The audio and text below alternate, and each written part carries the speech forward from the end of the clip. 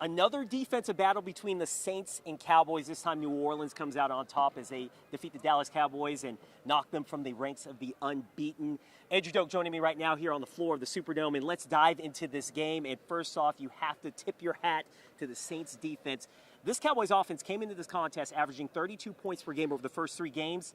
Held them to 10. What a defensive performance by this unit. They were explosive. There was no question coming into this matchup, and the defense really carried the night for the New Orleans Saints. I mean, they were scoring 32 points per game coming into this contest, and to be able to hold them to 10, 22 points underneath that scoring average, even though the Cowboys hadn't really played anybody significant over those first few weeks, that was unbelievable, an unbelievable effort. And you come away with 3 turnovers.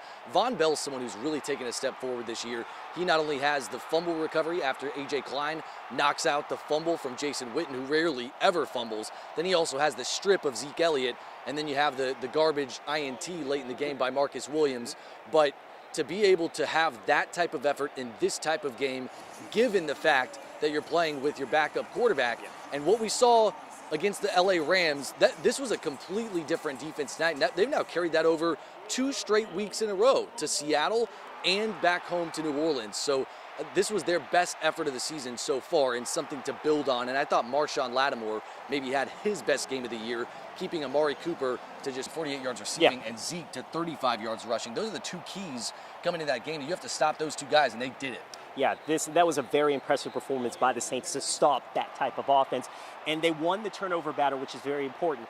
As you made that point that they're playing with the backup quarterback on that side of the ball on offense, Teddy Bridgewater, and I think we've been talking about this, that I believe this. I think a lot of Saints fans are still trying to get used to the fact that Drew Brees is not under center, and this prolific offense that we've seen for so many years under Drew Brees and Sean Payton, you're not going to get that with Teddy Bridgewater.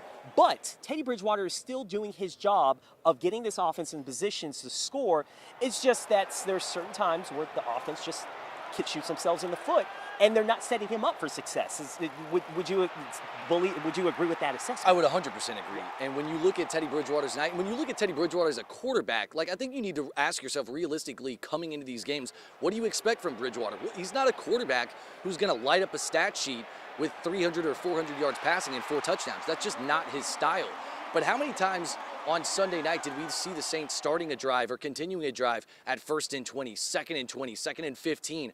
It's hard for Teddy Bridgewater to be able to find that rhythm when you continually have offensive lineman penalties throughout the contest. Sean Payton said after the game, not only are they lucky to come out with this win because of that, but those are just too much to be able to overcome. And at halftime, there were 6 penalties on the offensive line that killed drives. 5 of them were only accepted by Dallas, but still, those are momentum-killing drives, and it's tough to be able to fully get a scope of how well Teddy Bridgewater is playing when you can't keep that rhythm going throughout a drive. Because even if Drew Brees was in there, he would be struggling with those types of penalties. It's harder to perform and get plays on 3rd and longs versus 3rd and 4 and 5. Your chances of success are going to be diminished when you're making those same type of mistakes. And this is kind of what the Saints offense is trying to correct. Sean Payton made a mention of that they've just got to get better and correct that. And he said it would be corrected on that offensive line front of those mistakes, because Bridgewater is still doing his job ultimately in getting teams wins, and they have gotten 2 wins under Teddy Bridgewater so far in this stretch without Drew Brees. For Andrew, I'm Ricardo. We'll send it back to you.